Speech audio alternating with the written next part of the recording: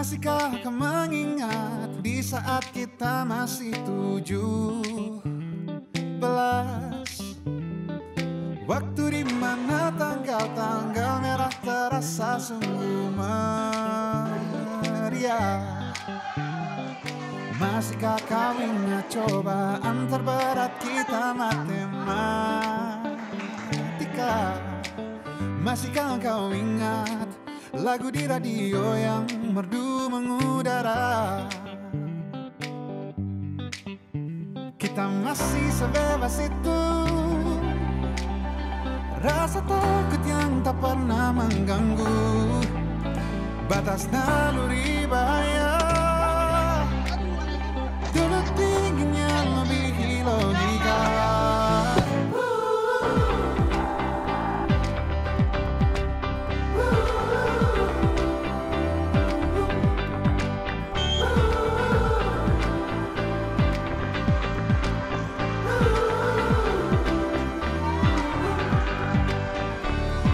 Putaran bumi dan waktu yang terus berjalan menempa.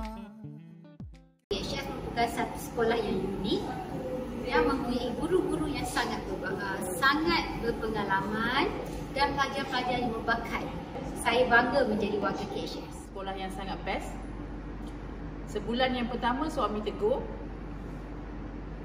Sebulan awak kat sini saya tak pernah sekali pun dengar awak merungut. Sebab sangat best, sangat menggembirakan. Dan from that day onwards, saya akan pencen di KHS. Tahun ini merupakan tahun ke-33 perkhidmatan saya di sekolah ini, di bawah 9 orang tua. Jika ada rezeki, hujung tahun nanti saya akan berpeluang menamatkan perkhidmatan di sini. KHS dulu, kini dan selalu. High school ini mendatangkan imej kendiri yang tersendiri. High school mengajar saya tentang sabar. Sabar menangani perangai murid-murid. Sabar menangani karenah guru. Sabar menghadapi birokrasi. Terima kasih high school dengan bangunan warisan British yang mencapai 106 tahun dan padang yang sangat luas. Saya belajar semuanya. 106 tahun KHS, warisan ilmu citra gemilang. 106 tahun yang lalu, pada tarikh bersejarah ini, sebuah langkah kecil dimulakan.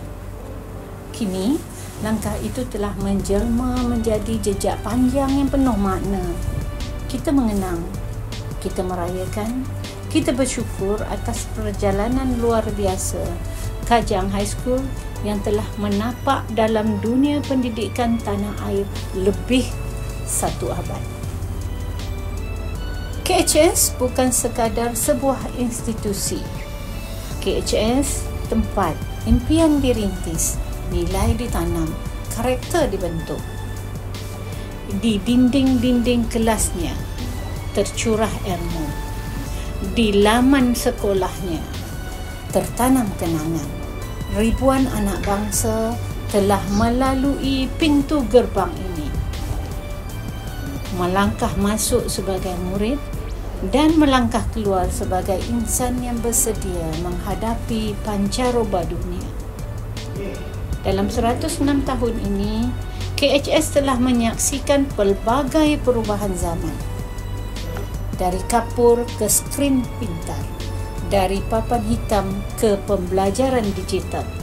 Namun, semangat didik dan kasih sayang yang terpahat dalam hati para guru, kaki tangan dan warga sekolah tetap kekal utuh berdiri. Hari ini, kita tidak hanya melihat ke belakang dengan rasa bangga, tetapi juga meneropong ke depan dengan penuh harapan. Semoga KHS terus menjadi mercu cahaya ilmu, terus menjadi wardah pembentukan generasi berilmu, berakhlak dan berwawasan global. Selamat ulang tahun ke-106 KHS. Terima kasih atas segala jasa dan sumbangan. Semoga KHS gemilang di pesada pendidikan negara tertinggi.